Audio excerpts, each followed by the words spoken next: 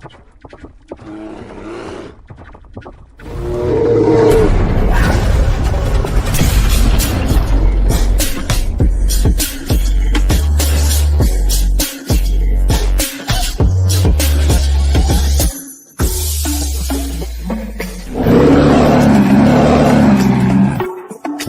to Bare Bones.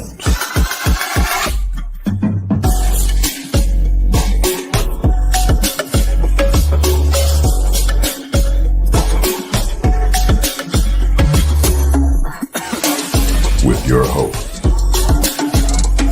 Danny Meehan and Dr. Mason West.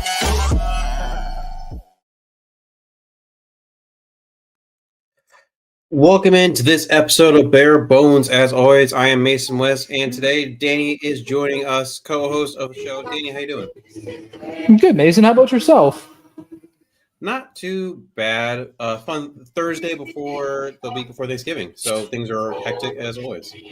Oh, who are you telling? I got the first of 4 Thanksgivings I'm going to, or attempting to go to, Saturday.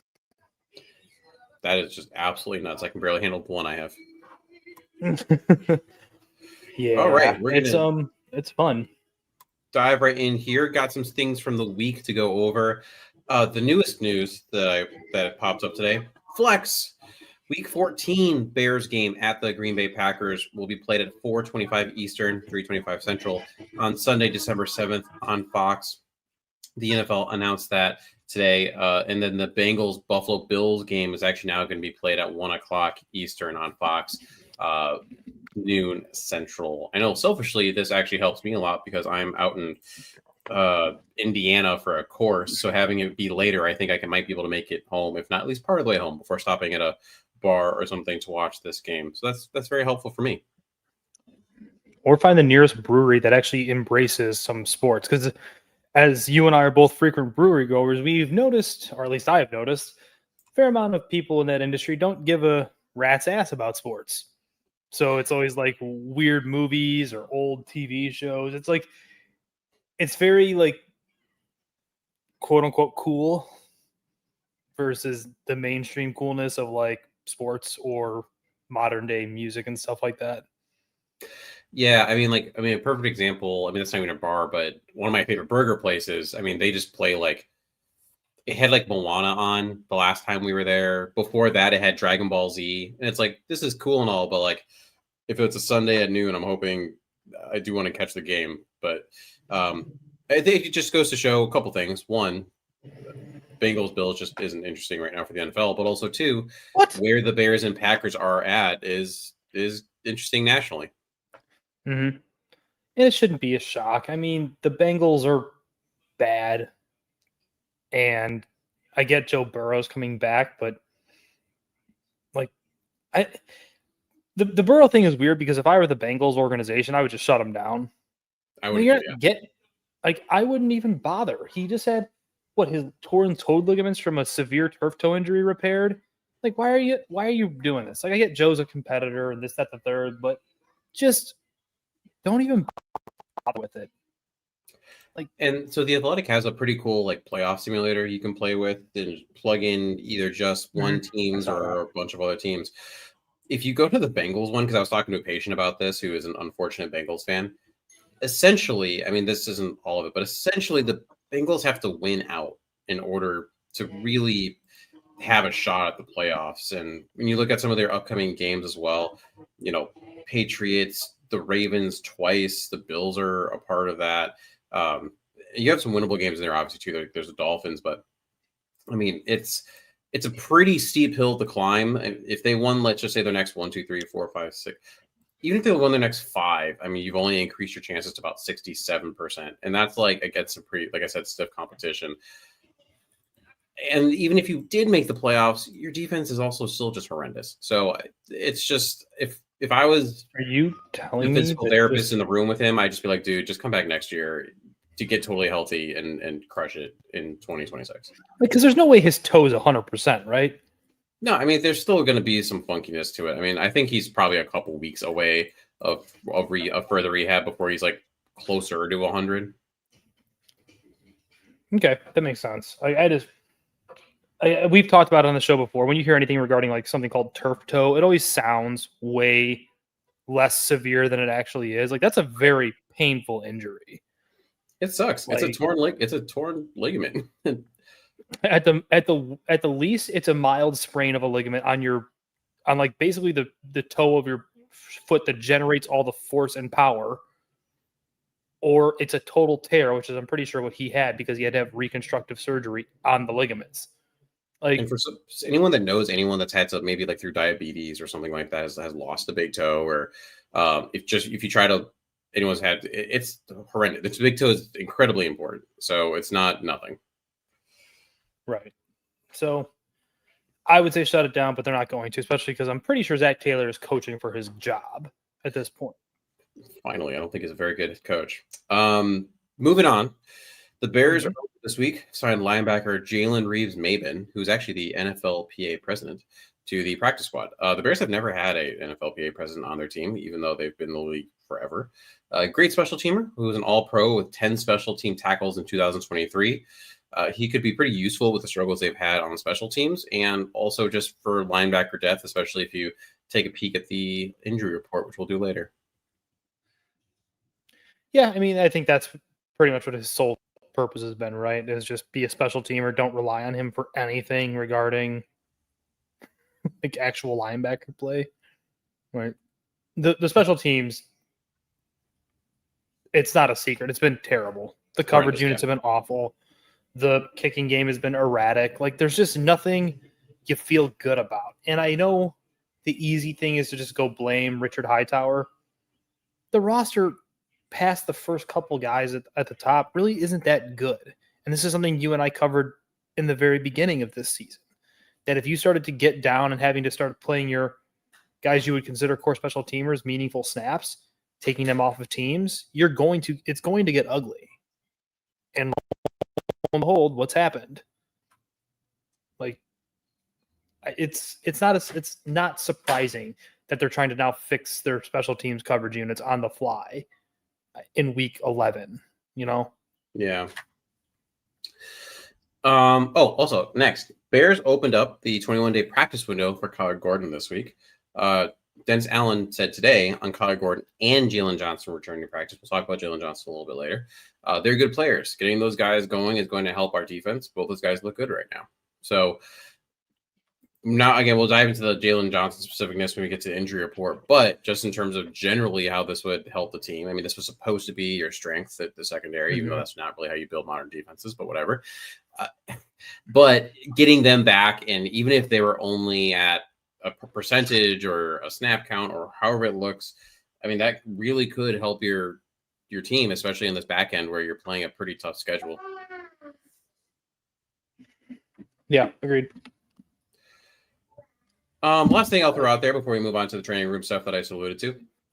Quarterback Aaron Rodgers, who is dealing with the wrist injury currently, said this on if there's any added incentives to playing this week since it's the Bears in Chicago, a team he said he quote unquote owns. He said there's incentive for every opponent, but I have enjoyed many a Sunday and Monday and Thursday in that city. Didn't it feel really backhanded, the whole 100%, thing? 100%. Like nothing about it felt genuine. It felt very disingenuous, very backhanded, very like, of course he knows he's owned the Bears. He said it a couple years ago. Like, and I'm sure there is a bit of extra added juice because of the discount double check. I still own you, this, that, the third. Like, I don't think he knows exactly what he's doing. He's trying to pander and to make Bears fans like you and I, even if we are probably more level-headed than a lot of the more common watching fan, like it still irks you in a certain way because you know he knows what he's doing. He's a smart guy. Like this is from nowhere. He's trying to rile up the fan base. I don't know. They have to make him pay. Yes, Q. Quentin says I they have agree. to make him pay. Like, I agree. Here's a question: who, if we're going to do this the full like Favrean way, Corey Wooten famously ended Brett Favre's career. Who is the guy on the Bears defense that you would love to see him send out his career on? that you would just love to see him mash into the ground and end the career of Aaron Rodgers. Well, if I was going to say someone who I'd love to see it, it would be Montez Sweat, just because of what his standings should be on this team.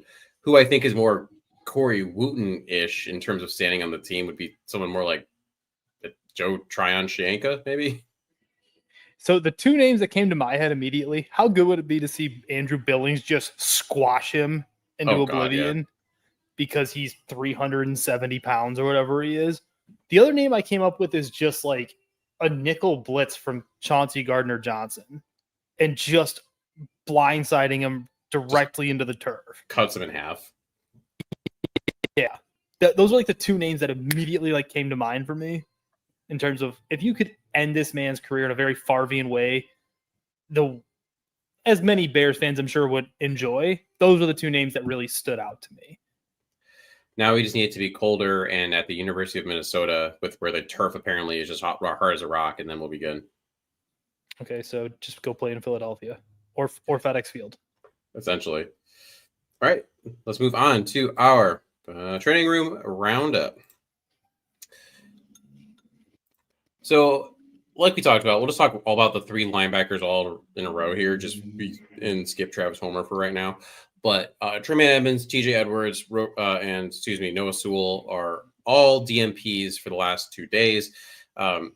In your opinion, Danny, because I mean, I don't have any inside information for these three outside of what the injury is and how that might be healing, but is this kind of your traditional, what the Bears have done all this year, where it's just we're managing things, they'll be fine, we'll get them out there? Or is there any trepidation on your end in terms of what the linebacking core could look like come Sunday? I feel like TJ's might be more just get him to Sunday kind of thing. The Edmonds one worries me a lot. Yeah. I mean, with the soft tissue groin is something that's not something I'm not super thrilled about. Right, and I don't think he was on the injury report at all last week, right? I don't remember. I don't remember. But let's go back to week 11. But no. Yeah, so that's new as of this week. I'm not sure if he did it in the game or in practice or what it was, but I don't like that, especially because I feel like Dennis Allen has found some sort of special sauce to make Edmonds better than he actually is, whether it's limiting his responsibilities and just saying, hey, go be big, strong, and fast and attack the football, and taking away like some responsibility. I feel like, honestly, having watched it and going, we each watched the game 2 and 3 times, like it feels like they've taken responsibilities away from him and just said, hey, go find the football. Just go do stuff. Like, just go be a freak of nature. And I think it's worked. But if you're missing him and TJ is already banged up, and I think they're going to try to give him a go. But TJ's not a good athlete. Now you're slowing him down inherently by the fact that he's getting older and he's nicked up. I just don't like how that feels, especially given how the Steelers have played offense this year.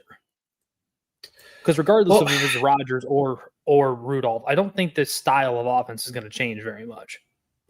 No, and I think you could take it two different ways, and we'll dive into this later for sure too in more depth.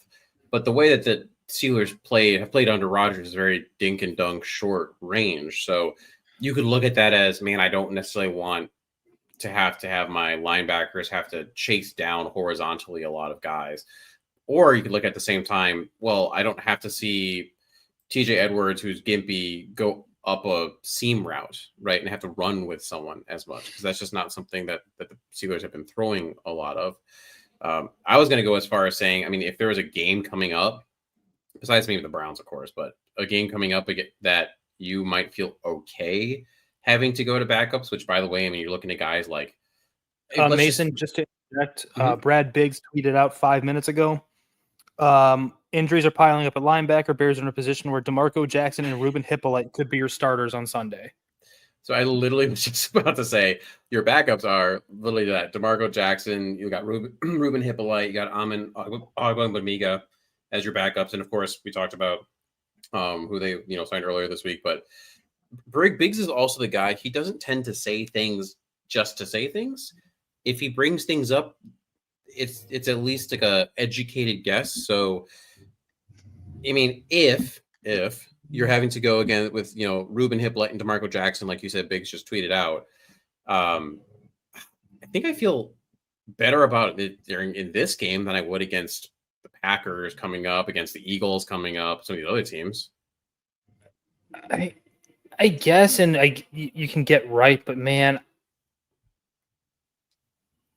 my secrets on Hippolyte since I didn't know who he was. Mind you, Mason, remember I'm the linebacker and you running do a back lot either. of work on linebackers, a lot. I didn't watch him. I had to go back after they took him in the 4th round to figure out who the hell he was. And I think I actually texted you right after like getting through 2 or 3 games, like, this guy sucks. Like, he can't play. He's fast. And he's been inactive almost every week this year. Probably because he sucks. On a team that, as we just talked about, needed speed and coverage on special teams, and you couldn't get him out there for that. And DeMarco Jet, whatever, fine. If that's the case, I could see Kenny Gainwell having a nice time. I could see if. And I believe Kenny Gainwell led the Steelers actually last week in receptions. And that was even, and I believe he was actually out snapping Jaylen Warren prior to Warren's injury, even. Yeah. But even then, if Warren plays, Warren's a legitimately decent NFL running back. Like, you don't want, and with how bad the line has been, like, I'd honestly, it makes you wonder on the Kyler thing, right? Do you just run, big dime the whole time and just have Brisker, Byard, CJ, GJ, Kyler as your like kind of inside presence and hope they can just make the tackles versus like relying on just completely overmatched linebackers? I would say mostly I would agree. I just don't have really any thought process on like a DeMarco Jackson because I haven't seen him play. Like I can't think of a snap for him. So when it comes to that, I can't speak to necessarily how much more confident I'd be with Jackson having to fill the C gap versus Kyler Gordon filling the C gap. What I can say is I've seen both Brisker and Gardner Johnson and Kyler tackle efficiently. So if all of a sudden we saw a lot, like if you said, of that big dime out there, I'm trusting that Dennis Allen's understanding and thinks, and this is our best way to attack this. Yeah, I mean, I trust Dennis Allen. I think in a lot of ways, like the fact that they're, plus they're top in the league in turnover differential. They've got 3 guys in the top 5 of interceptions leaders. Like, for as bad as the defense is, like, they are opportunistic and they do get takeaways. It's just they don't really stop anyone unless they're taking the ball away. And I got some stats for that later for sure. Other DMPs, Travis Homer, hamstring and a knee. He got, a carry last week. Roshan Johnson just can't stay healthy. He popped up today with a thumb. Wouldn't be as potentially worried about that. You'd probably just wrap that up and move on with your life. Ignore Tooney. He just keeps doing this. The ones that are interesting, we're going to ignore the limited participants because Bennett is going to play. Dahlman's going to play. Mm-hmm. Stevenson's going to play. Whatever. Don't worry about those. The ones we're going to talk about, Kyler Gordon, Jalen Johnson. If this was a Friday report and he was limited full, I'd be more likely to say, all right, it's a Friday. He didn't, they're kind of, it's a glorified walkthrough at times. The fact that he's full on a Thursday, I think he's playing. I would venture a guess that both he and Jalen are going to play on some sort of limited snap count, right? Given that they're both full today. That's the thing. Like, Kyler could be just a full because he's like played this year, right? The conditioning is more there and all that jazz, and he's not coming off a surgery. Jalen, at a minimum, which I think would be smart. You're going in because you also have that weird shortish week with the Eagles on Friday. Mm-hmm. Give him a snap count for the game, however you want to handle that, and let him get his feet wet, and then potentially either full out or an elevated snap count on Friday. Yeah, I think that sounds right. I just have because he had the groin surgery, right? Mhm. I can't imagine what's the atrophy got to be like on that leg. And you have to also add in the fact that it's a double dip because he had the previous injury as well, and so you were limited in terms of the loading and all that you could do. Right. So I don't know if he's healthy or is it like healthy enough kind of thing. And if they So weren't 7-3 atop the division, would they be pushing it like this? there's a chance, yes, that if they were flipped it, if they're 3-7, this wouldn't be a conversation. However, I can't speak to what the Bears have specifically done, but in terms of a in terms of like what that rehab process looks like, I had quoted earlier like 10 to 12 weeks. We're right in that zone right now, which is great. And I mean, if you're using your blood flow restriction training early on, if you're doing some of your isometric hypertrophic work early, in the middle stages and all that jazz, you can really attenuate some of that atrophy, and he could be fine. And I think you're seeing that with the fact that, again, if it was a Friday, different conversation, but full on a Thursday, that really means something. And I'm hoping, I mean, because this is what I would do, right? As someone who treats a combination of people, but I do get the professional athletes in there as well. But I mean, you're only clearing the person to go limited, let alone full, if you're isometric. We have this thing called a force frame from Vault. It lets us get maximal force production values on different limbs. It lets us get rate of force development. All these really cool numbers. I would hope that they're not letting him even be limited if he's not within 10% from the affected side. Okay, that makes sense. I wasn't like I don't have near the educational background that you do. Like mine stops pretty much after my bachelor's, but like my common knowledge would just be like, well, yeah, he hasn't used it much post-op in recovery. Like sans what he's doing to get right. Yeah. Like, Ooh. Another question from Quentin. Buck his stats. If Jalen is back, does having a lockdown CB out there help to limit what they need to ask of their linebackers? I mean, theoretically, because then you could put like I said, the dime package out there, and you could just let your guys kind of just run around with like a lot of DBs out there and let Tyreek and Jalen handle the outside, or Tyreek and Jalen / Nashawn Wright, while the other three, 3-4 guys patrol the middle, and you just have one linebacker out there trying to limit the damage. Well, that's the thing too. Let's assume we haven't really gotten there. Like, we can kind of combine this in there now. But let's say Jalen Warren, who is limited today, does play. I mean, Jalen Warren's not like a bruising back, or even like necessarily like a true. He's a more fast back anyway, right? He's not a massive dude, so I would feel comfortable with a Kyler Gordon, a Brisker, a CJ Gardner-Johnson, whoever you want that to be the one that more has that responsibility, right? Versus if it was a Josh Jacobs type, I'd be a little more worried about it. Right, and I would agree with that. I saw someone else in the chat ask if there was any like linebackers available on the practice squad that they could just sign. There's a linebacker play epidemic right now. There's just not good ones. And if this isn't just a Bears thing. Like honestly, when Edwards and Tremaine are right, you have one of the better linebacking cores in the league by comparison. Problem is, like, there's not enough good ones. And if they were just floating around on practice squads and free agency, they wouldn't be there. Didn't Carl Jones get some run earlier this year? Or am I making that up? I thought he might have, but I can't recall. Like,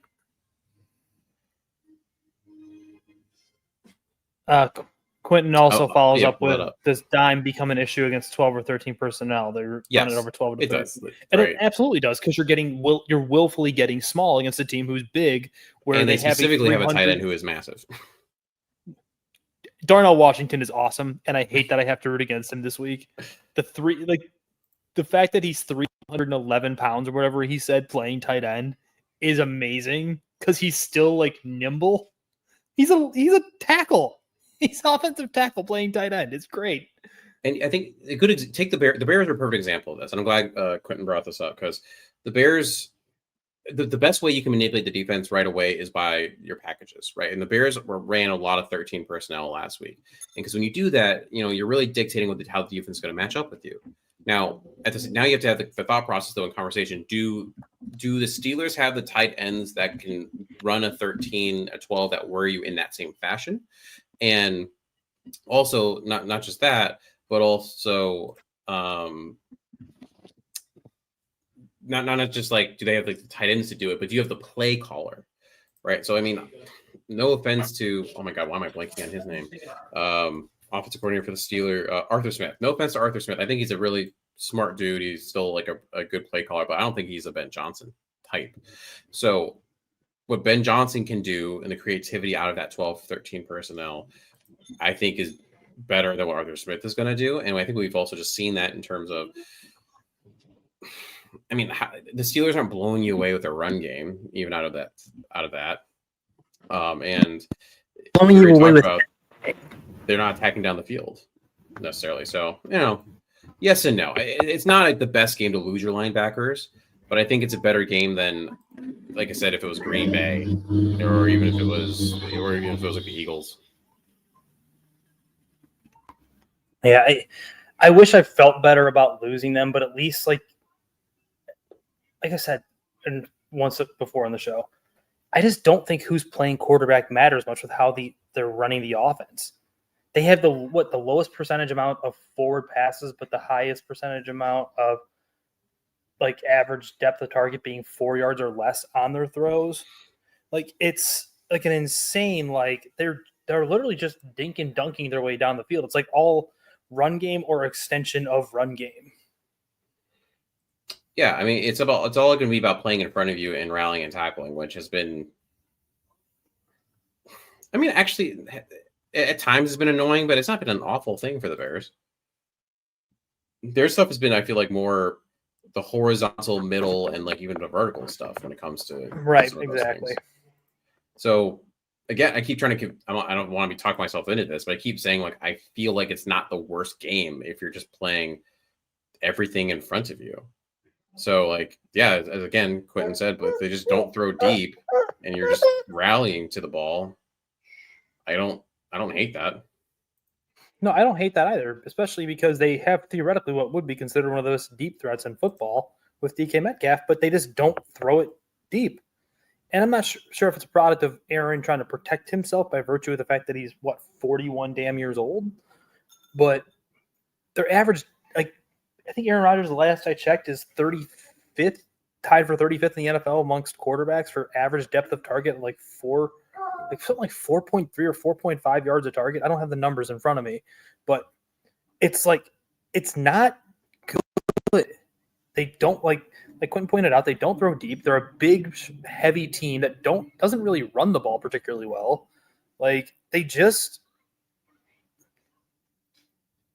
weird. They're a weird team that doesn't fit the profile of like the formations they run out there. Yeah. Well, and there's really not a lot else to touch on here with the Steelers. I mean, we could talk about Aaron Rodgers' injury, but he's playing. I'd be blown away if he didn't. We talked about Jalen Warren. There's a couple other limiteds that they have, like Isaac Sumalo, their guard, Alex Highsmith, their linebacker. I expect both of them to play.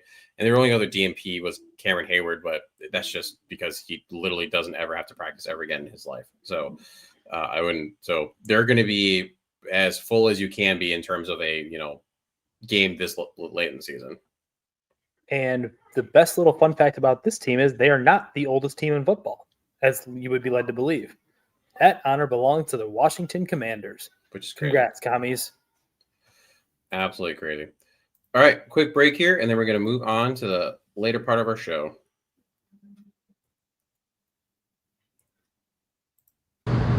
Proper gut health is instrumental to athletic performance and recovery.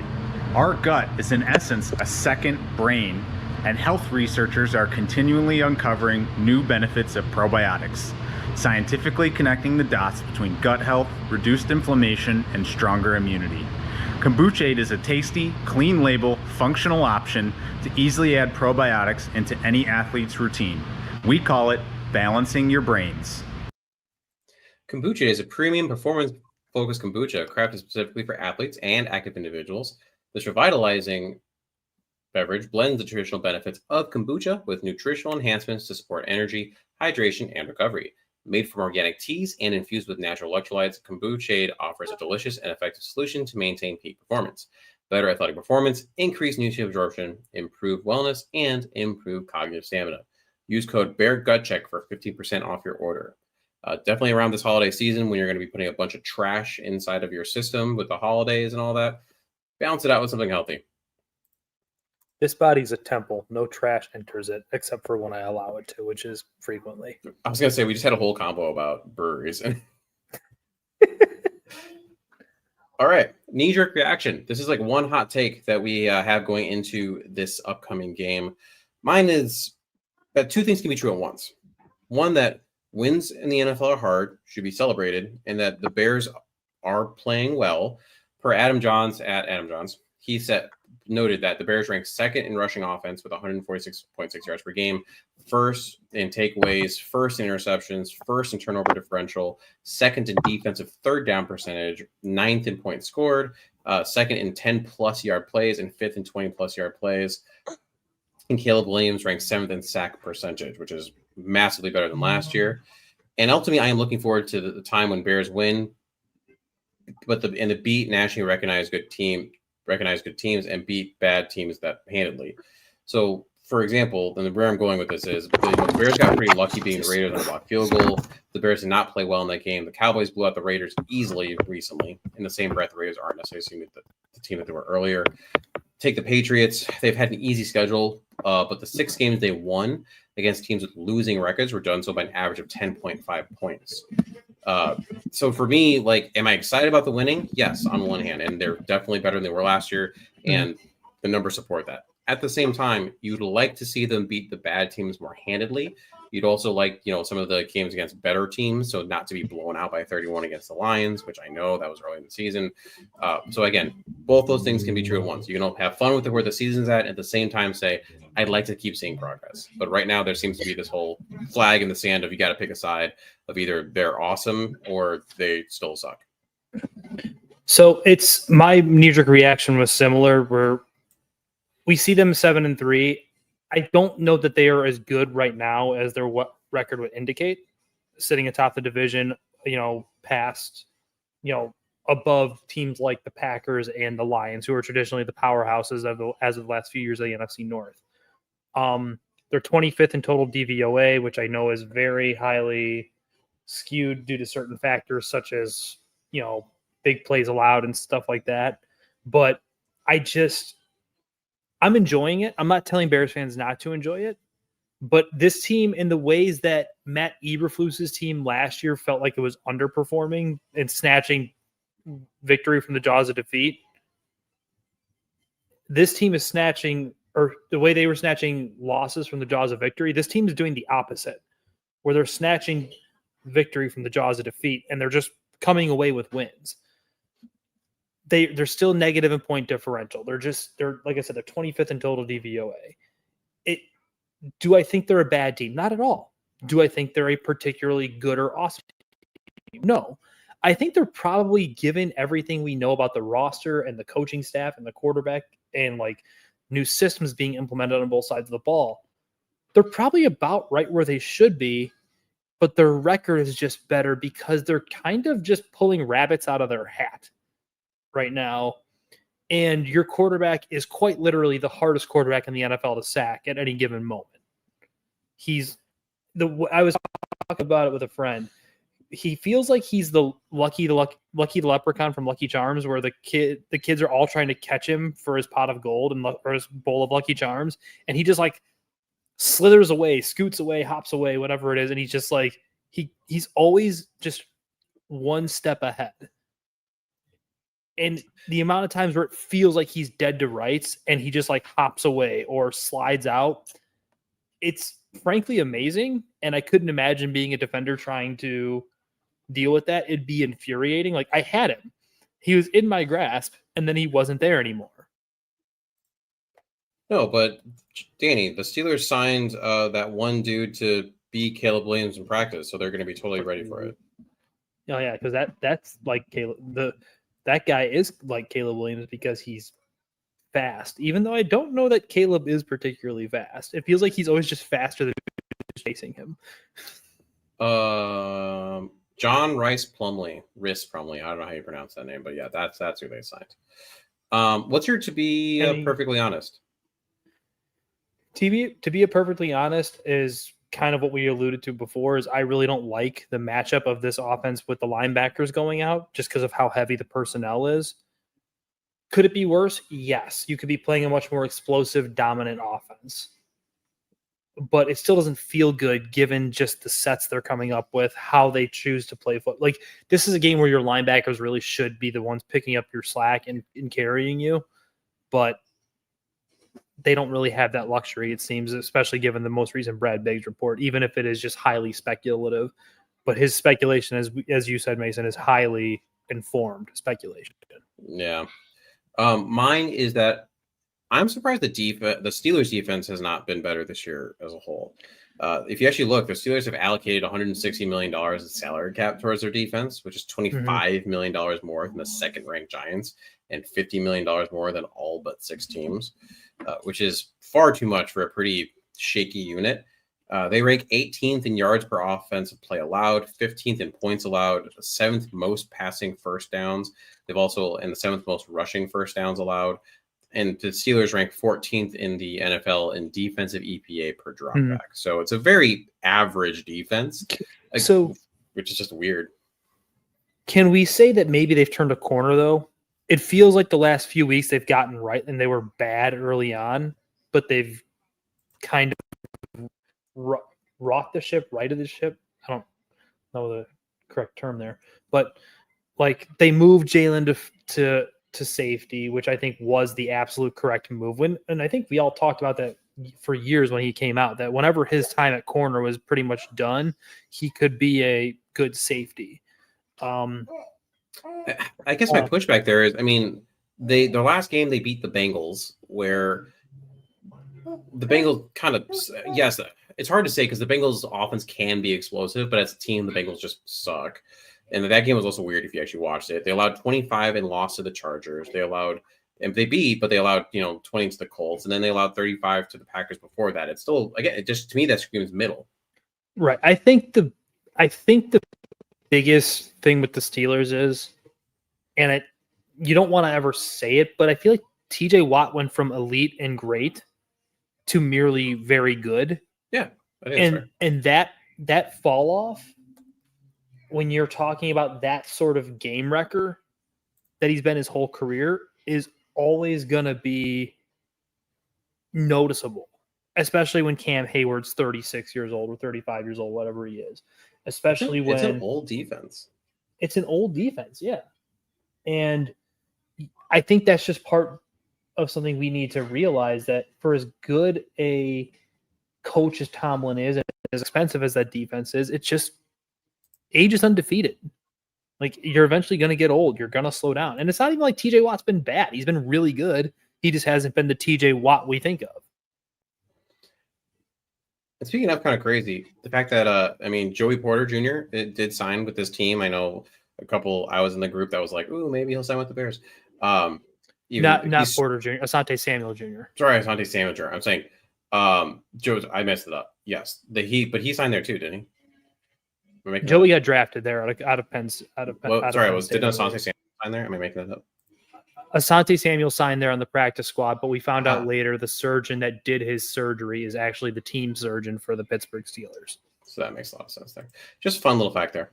Ain't this humorous? Boom.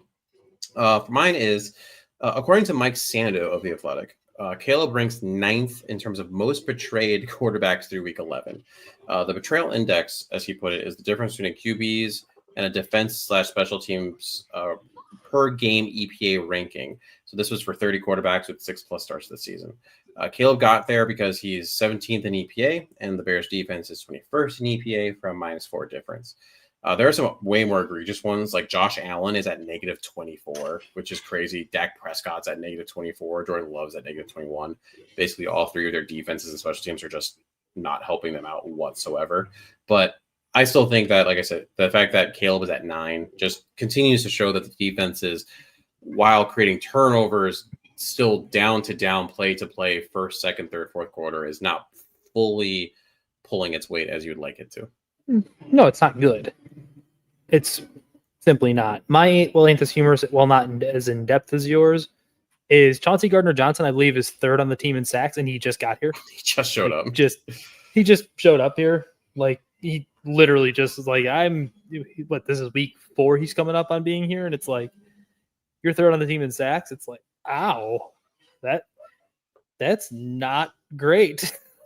It's going to be kind of nuts because the Bears are going to be in a bit of a financial pickle this upcoming offseason, just in terms of where a lot of their money is and who do they re-sign, who do they cut, all this jazz. And you have to make some tough decisions. With the way that CJ Gardner-Johnson is playing, there's a part of me that does hope that they figure out a way to bring him back, and you might have to end up cutting, not re-signing or something, a player that would surprise Bears fans. Yeah, that would be interesting, wouldn't it? Like, I think you'd almost have to bring him back if he continues to play at this level, right? You can't just let him walk out the door. And there's just other players who have not been as productive and other players who have struggled to stay healthy at similar positions. All right, moving on. Little break here. We have merch.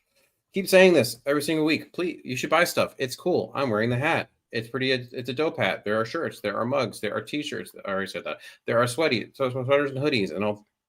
I prefer sweaties. Sweaties are cool. Basically, there are some really cool things. Go ahead and check them out on the website. I'm trying to pull up this thing. I don't know. Oh, here it is. QR code. Throw it on the screen. So if you're listening to this on the podcast, you can go to the 42-minute mark, and that'll be up there. If you're watching live, you can just scan that right now, or at a later date.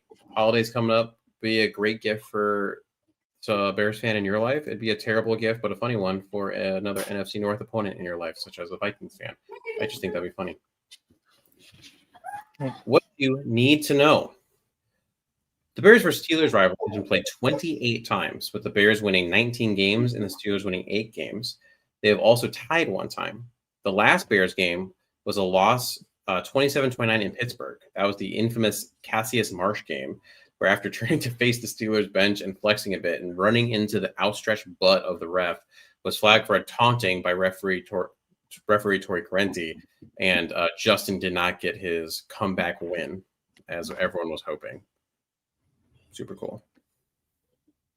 Yeah, I actually was listening to the Dan Bernstein podcast, and he brought up a good point today. Like, I can't think of many memorable Bears Steelers matchups in my lifetime, at least. Like, I was blown away when I thought it was 28 times. Yeah, like, it's crazy, isn't it?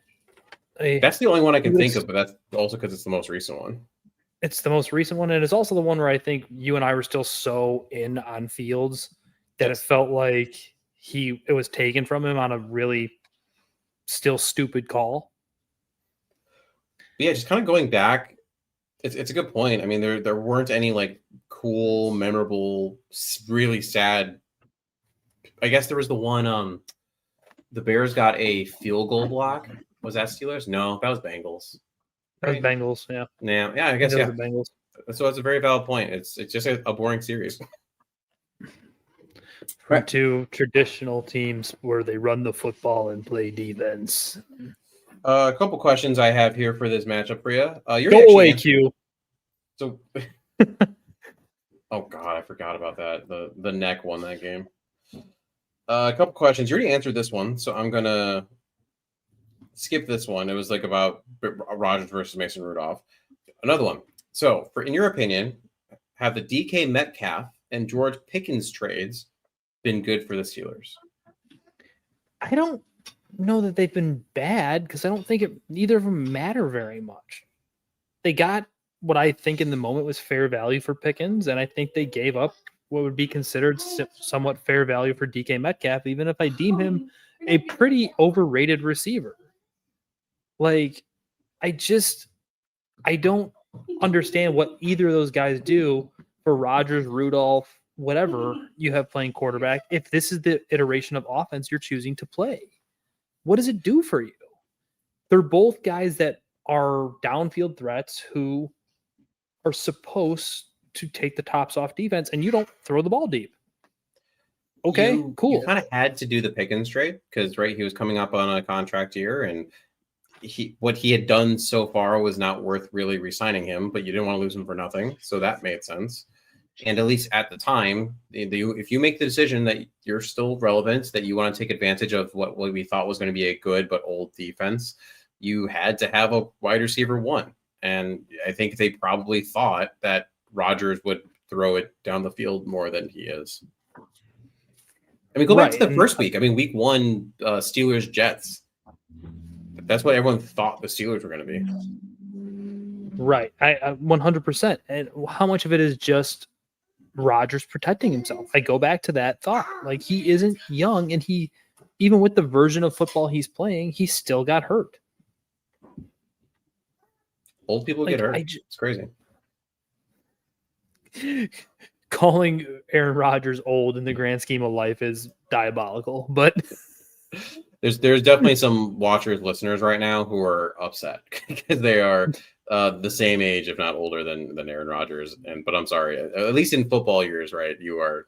He's an ancient football player. So is Cam Hayward. Cam Hayward is still playing. Yeah, it's insane. He's at a reasonably high level too. Like, Cam Hayward's still a good football player. Next question. Both teams are first place in their division, the Steelers and the Bears. Which team is a more quote unquote real division leader?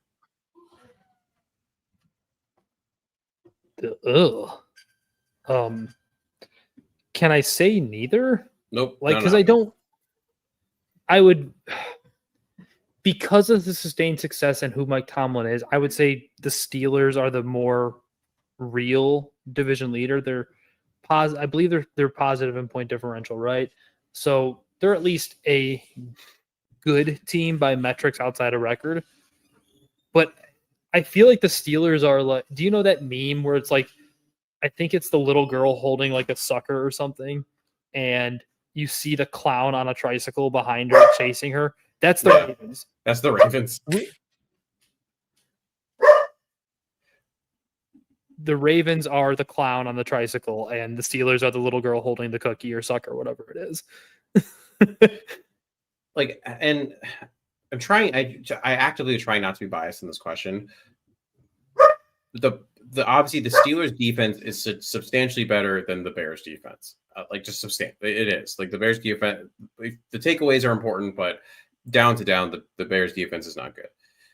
But the potential explosiveness that comes from the offense in a modern offense-driven league makes me say the Bears are more real, just because they could get into a shootout with a team. I don't feel that the Steelers could. I agree. I mean, the Bears are literally the most explosive offense in football right now. They average 8.2 explosive plays a game, which is plays 20 yards down that gain 20 yards or more on 20 more air yards or more, 10 or more rushing yards? That's how it works, yep. Right? They're the number 1 team in terms of explosive runs and number 4 or 5 teams in terms of explosive passes. So they get the ball down the field. Where the Bears lack is just consistency. They're maddening in what they do. Hence the DVOA issues. I mean, DVOA is all about efficiency. Correct. So I trust them to maybe try to get into a shootout, especially against a team like this where it is so dink and dunk, and just it's the version of offense the Steelers are currently trying to play is the classic saying, death by 1,000 paper cuts. Which I still feel like the Bears can do well against, because it just the time I just try to think back when I'm most frustrated with the defense, and it's when it's not a 3-yard here, 4-yard here, 7-yard here, 2-yard here. It's when it's when it's second and 16 because the Bears got a sack or something, and for some reason the other team's able to convert a 16-yard completion on a first down. They're able to go from third and we've seen 3rd and 20s, and then all of a sudden the other team converts it. The Steelers aren't that kind of a team. They are not. Correct. Oh, see, I think I'm gonna stop. I gotta stop bringing Quentin up here because he just makes me sad. So, I made the season 100 times. The Steelers make the playoffs more often, but Bears win a playoff game more often. Quentin, are you saying the Steelers haven't won a playoff game since the Obama administration was in office? What? I do think that makes it interesting though, because that is a discussion of season versus playoff. Like it is kind of two distinct conversations because a team you're worried about in the regular season is not necessarily a team you're worried about in the playoffs. And I think the worry about the playoffs thing for the Bears is simply it's the Caleb Williams factor, right? When does it all click? When does the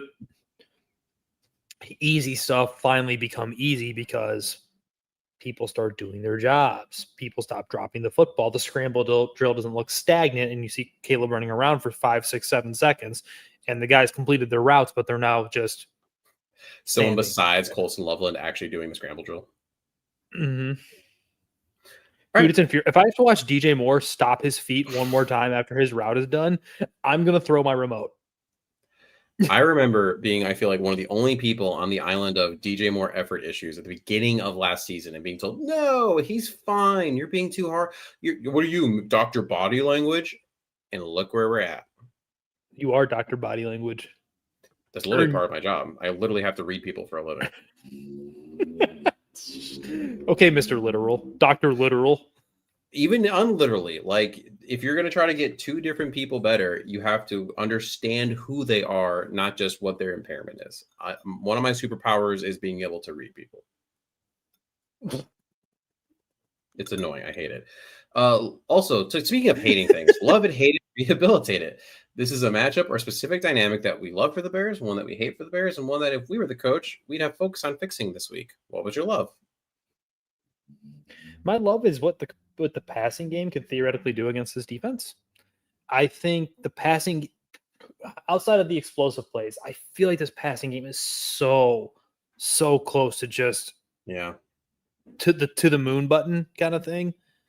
Like things are so, like I don't expect it to be DJ Moore. I think he's just 1 foot out the door. But the Rones and Luther Bordens and Lovelands, yeah. And even like, now brace yourself for what I'm about to say. On rewatch, Cole Kmet was objectively really good last week. Wait, oh my God. It's happening. Oh my God. Oh my God. Cole Kmet was really solid. He was a good blocker. He was good in the passing game. He wasn't trying to make love to the ground. He was playing football at a high level. And I was happily surprised by that. I think it's already clear who's the better tight end. It's not Cole Kmet. It's Colson. I mean, it depends on what you're asking them to do in terms of the modern. I think in terms of matter. I think in terms of matter of impact on the offense. Sure. I mean, because Cole is still a better blocker right now than Loveland is. Cole Kmet this year as a blocker has been unbelievable. Like for all the years I spent saying, guys, just because he's enormous doesn't make him a good blocker, throw it out the window this year. He's been a very good blocker. Yeah. And the tape backs that up. I'm sure Quentin, when he chimes in here in the next 5 seconds, will agree with me. But I was pleasantly surprised at how good Cole Kmet was last week. And Quentin and I are in a fight about DeAndre Swift's pass pro. I still swear he's just not very good at it, but I think DeAndre's good in pass pro. What am I watching? Okay, here's the thing. Do I see reps that are good? Yes. 100% I see he's good tiny. reps. Mason, that doesn't make tiny. the rep good. It just either goes to the wrong spot or will lay somebody, though. I don't know, man. I think DeAndre's solid in pass protection. I legitimately, because again, I got into a little like Q and I were talking in the chat that we're all in that one time, and like him and someone else, maybe it was Bobby, backed it up, and I was just like, what am I missing? Because I keep seeing him getting trucked, run over, like just going to the wrong spot. He's tiny. That's like saying because why are you penalizing him? Are you sizes? I'm 5'8" and like I give a good effort, backs? Then I'm a good basketball player. I'm not good. I find ways to be helpful, but that doesn't mean I'm like good. It's so funny that you are so offended at the possibility that he's a good pass protector.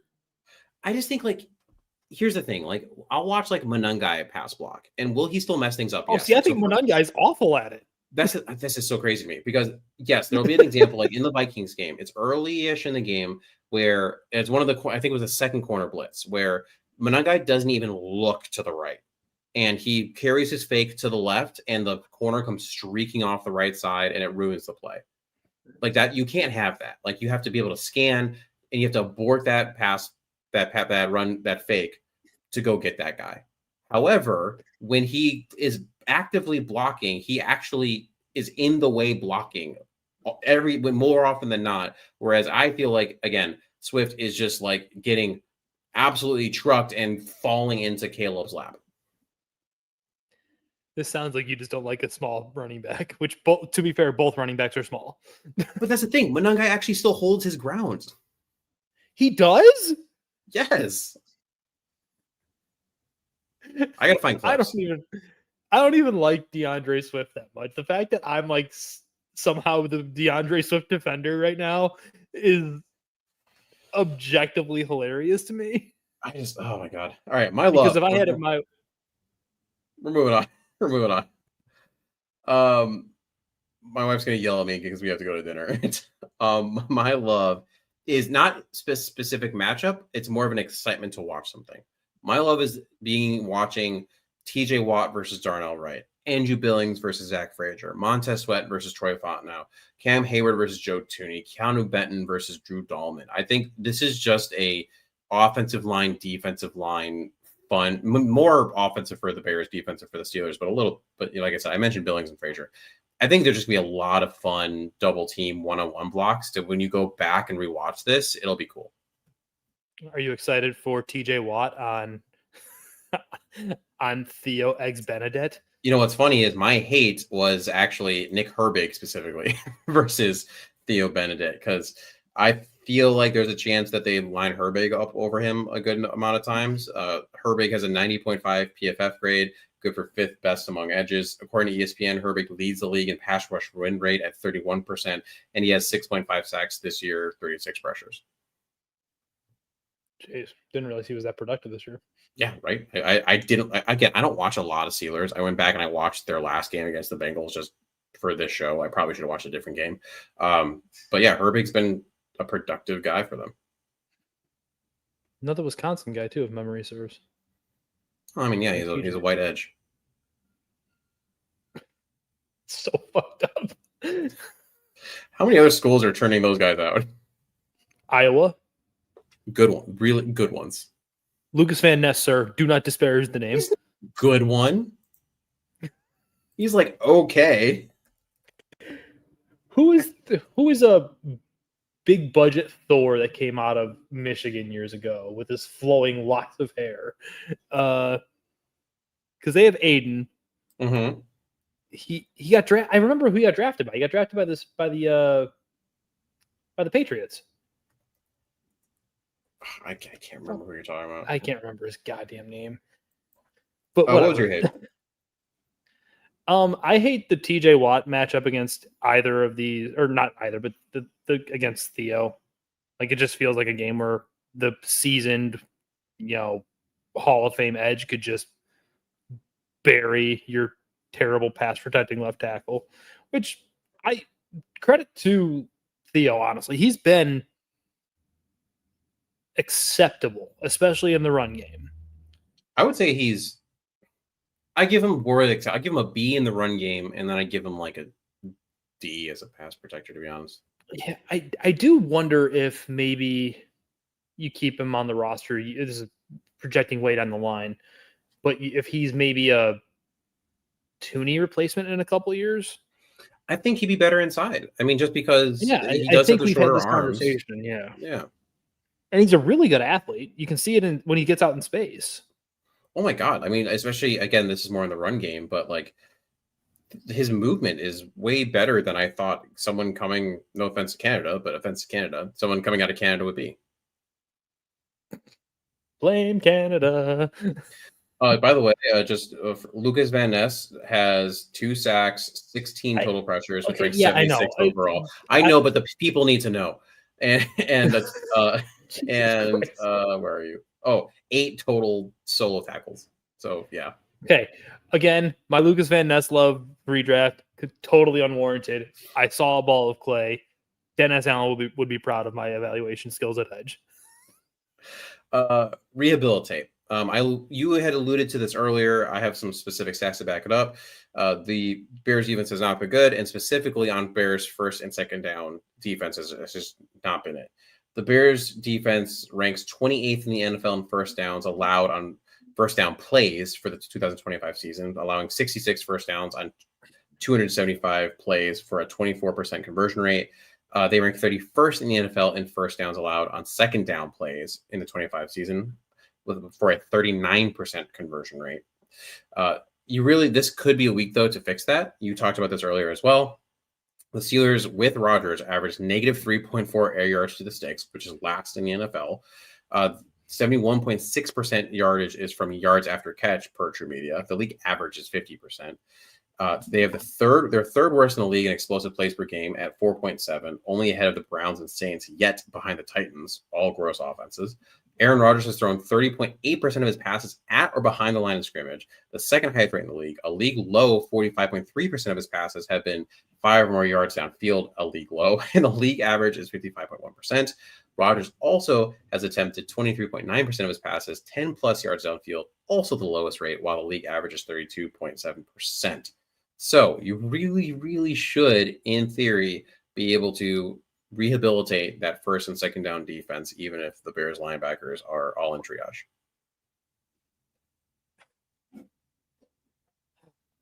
Here's hoping. What is your rehabilitate? I kind of alluded to it earlier, but the scramble drill and the scramble drill coupled with the easy stuff. Yeah. Like, I want to see the scramble drill take off. I want to see, catch the football. Like, yes, Caleb has the median, I would say 5 to 6 sprays a game, where he's just inaccurate, misses the throw altogether, which is too many for a guy of his talent. But, like, I need to see Odunze make a 50-50 play. I need to see Luther Burden catch the ball when it's put in the breadbasket. I need to see DJ Moore, even if the ball might be arguably just slightly behind him. You're a $23 million receiver, whatever the hell you're getting paid. Make the fucking play. Sorry, excuse the language for those listening. But this is shit like, this isn't the offenses of yesteryear where it's like you're pining for someone to make a play, but no one's really open. There's guys open. They're just not catching the ball. Yeah. And it's not like Caleb doesn't take things off or layer the football incorrectly. Case in point, the throw to the end zone to Rome, where it's an absolute laser beam from Caleb. Is it a hard between Harrison Smith and whoever defender was guarding him? Correct. Is it a hard catch? Yes. Rome Odunze, you're the 10th pick in the draft. Make a damn play.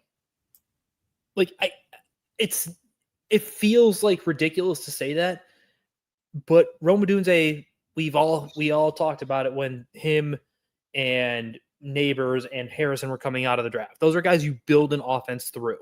Yeah. When we're talking about guys like that, that's a play you make. Full stop. And I have yet it feels like 2 years to see Rome make plays that felt pretty littered all over his Washington tape. Because Penix, as we've seen in the NFL, was the same thing at Washington. He's accurate, but has bad ball placement. So you have to make a play. And I just don't see that in the NFL. For whatever reason, Rome in the NFL has been a body catcher. I don't understand it. And most of the Bears receivers are outside of maybe Colson Loveland and Luther Burden. Yeah, it feels like the most natural catcher of the football is your 10th pick this year. Like, everyone else feels like they're just controlling it against their body and trying to go from there.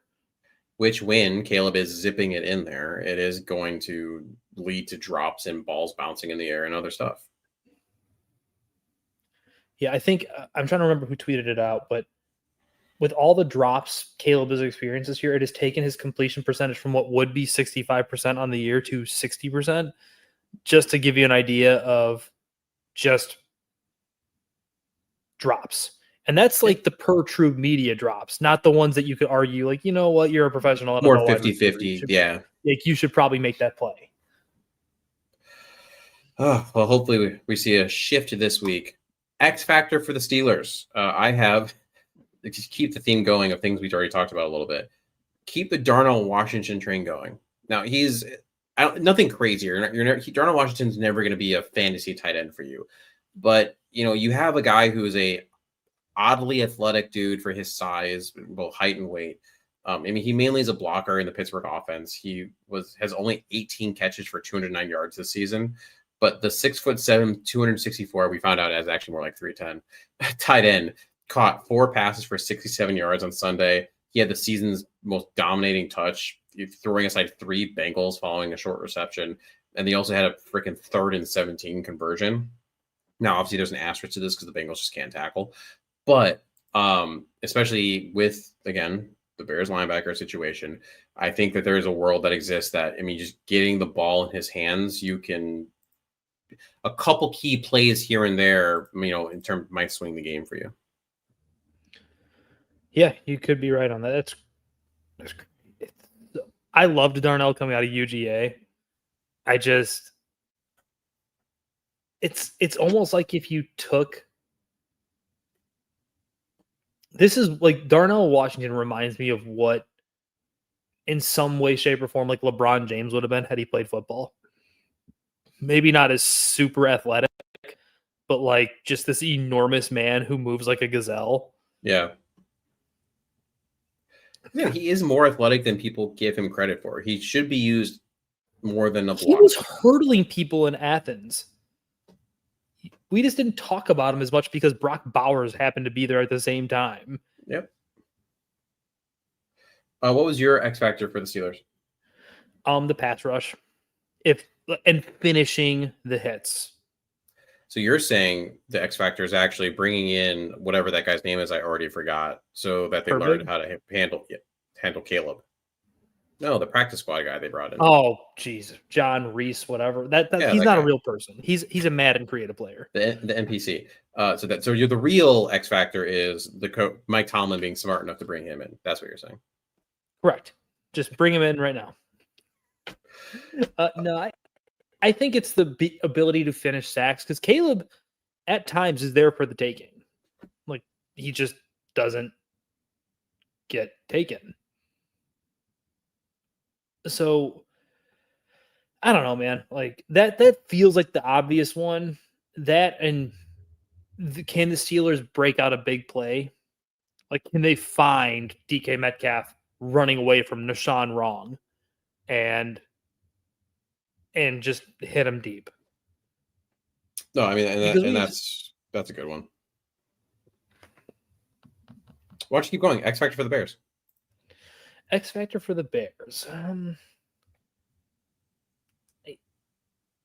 don't really know where to go with this one this week because so much of it feels like the offense coming together as a whole and them doing things like and stringing things together consistently.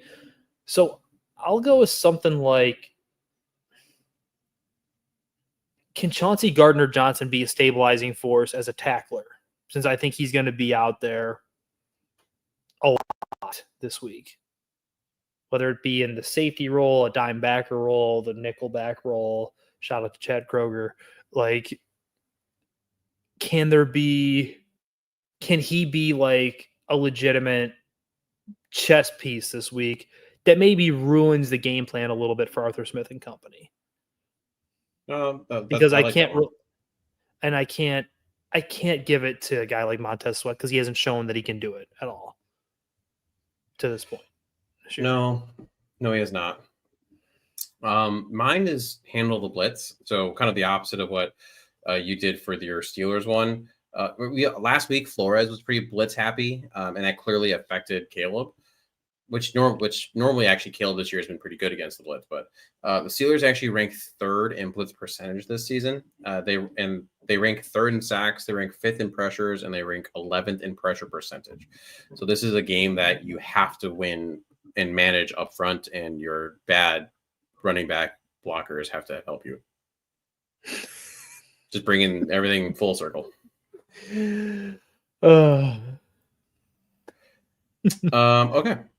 Last category here. Bear gut check. We use our gut feelings, revitalized by kombucha, of course, to give our game predictions against the line. Steelers at Bears. Bears are favored, but really it's the home 3-point bump, so it's neutral.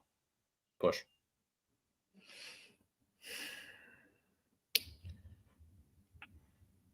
I feel like in some ways the Bears have to win this game with the stretch of schedule coming up if they want to hope to realistically have a shot at the playoffs. I'm not sure if you saw that graphic earlier. If the Bears win this weekend, they're a 69% shot to make the playoffs. Nice. If they lose, they're if they lose.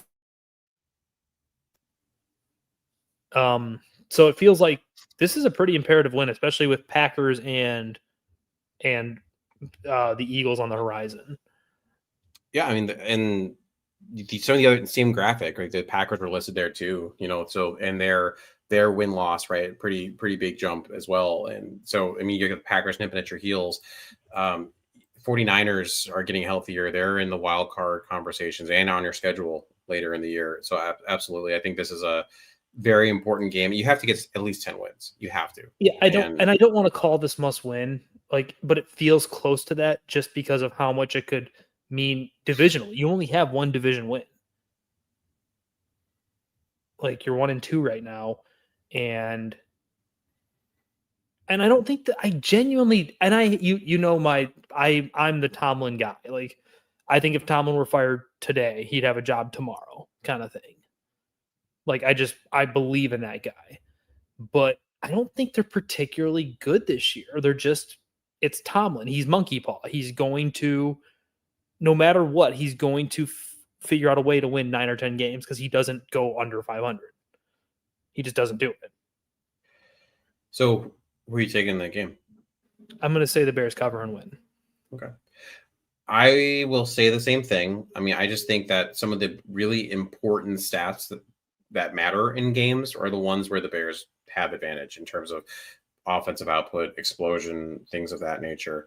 And the only thing that gave me any trepidation on that is literally just the fact that Aaron Rodgers exists on the other side, because he will somehow figure out a way to turn back the clock a bit and do Aaron Rodgers things and then turn back into current Aaron Rodgers once he's no longer playing the Bears. But can you stem that tide? Right. And at the end of the day, right now, Caleb's feeling himself. Ben Johnson's feeling himself. And I think that's different than the last time the Bears played Aaron Rodgers when he was at Soldier Field saying, I own you. And the head coach at the time and the quarterback just weren't in that same vibe. Agreed.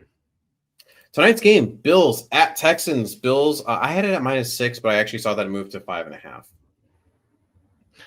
I think the Bills should cover and win. I don't think the Texans are particularly good, honestly.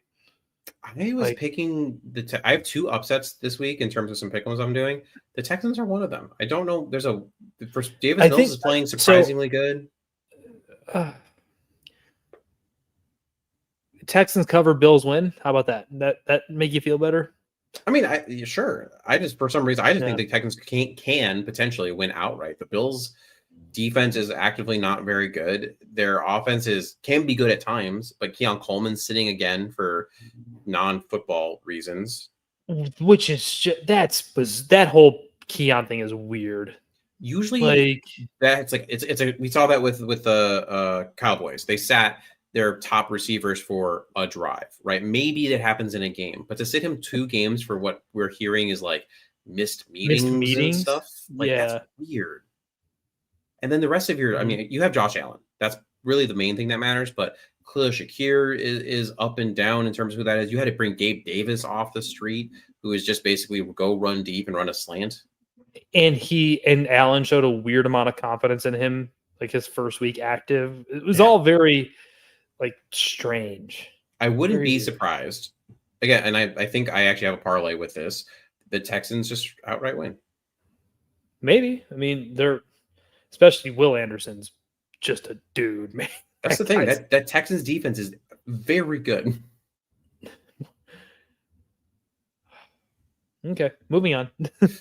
Giants at Lions. Lions minus 10.5. I will not be picking an upset here. But do you think the Giants can at least backdoor cover? I mean, J-Bo, baby.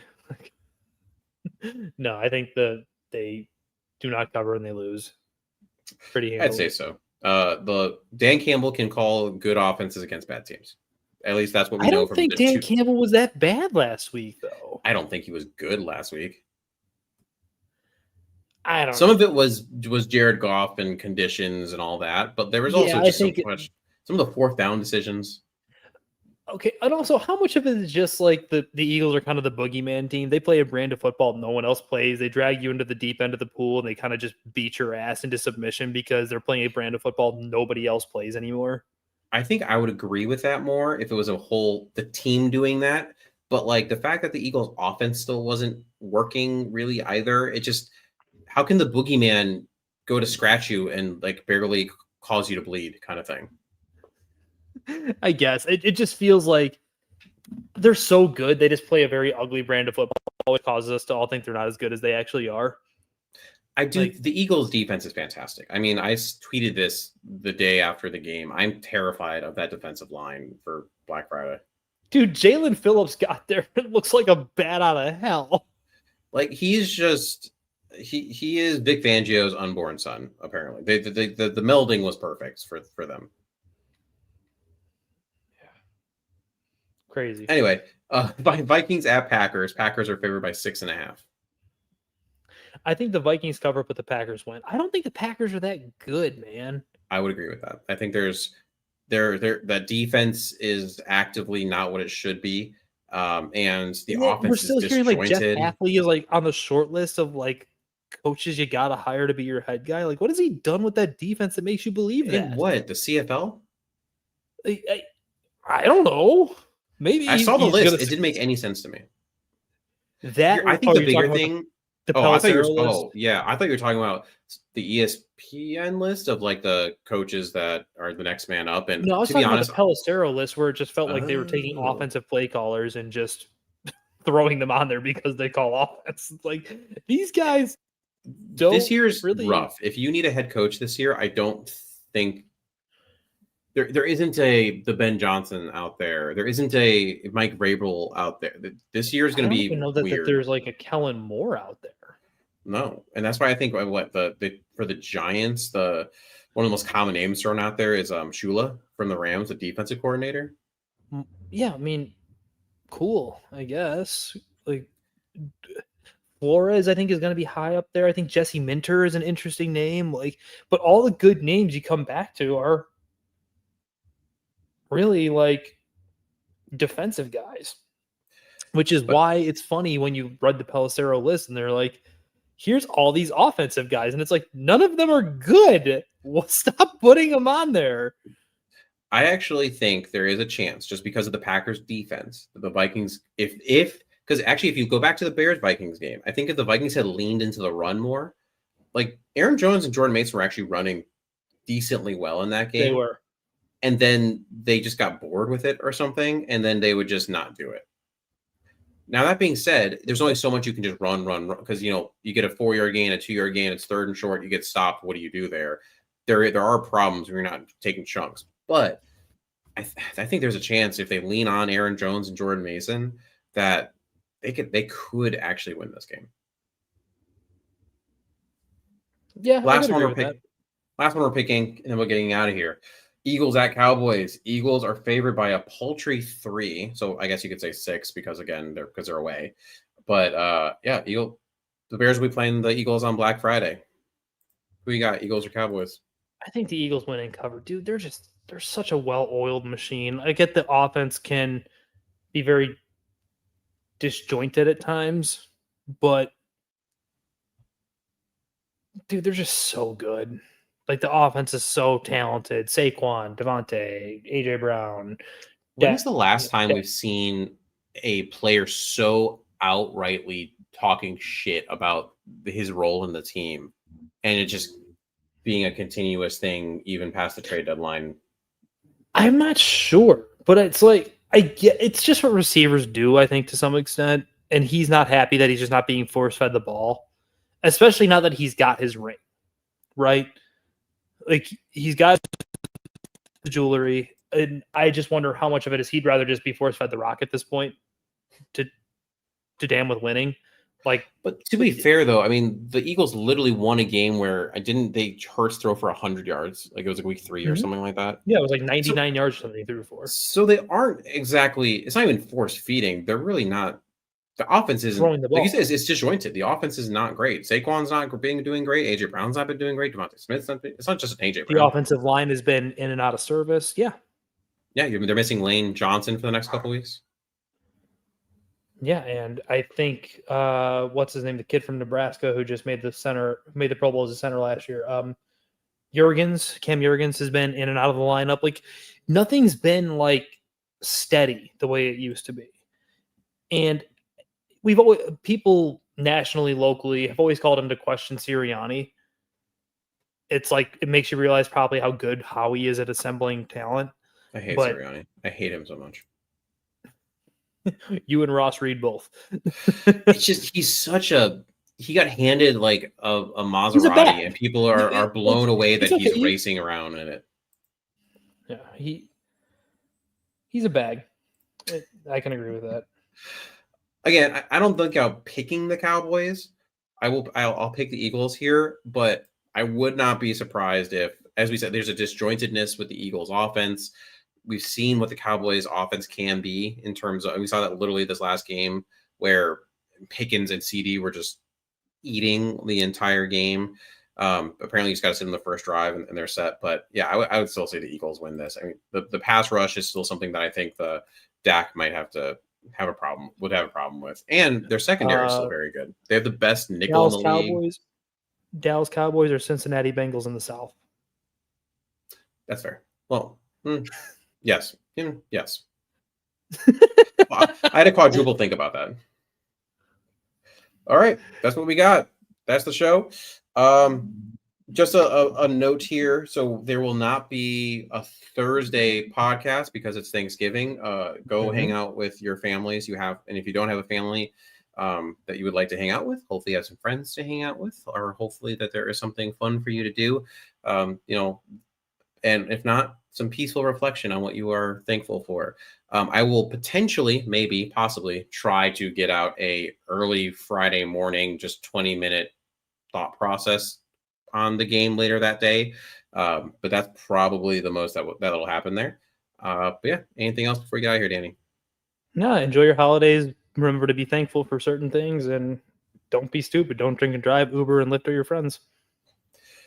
Please go ahead, rate and review, all that jazz. Leave a comment, give a like, subscribe to the YouTube channel. It really helps us out. Buy the merch. Buy the merch. Absolutely. I'm trying. There's actually a pretty cool bar near where I work that we were talking about doing, not for the first, but for the second Packers game, a potential like Second City Gridiron get together. But I don't know if people will show up. So go ahead and like and comment on this video if you will show up, so I can get an idea if people will actually come. Because if so, then we will do something fun. All right. Bear down, everyone.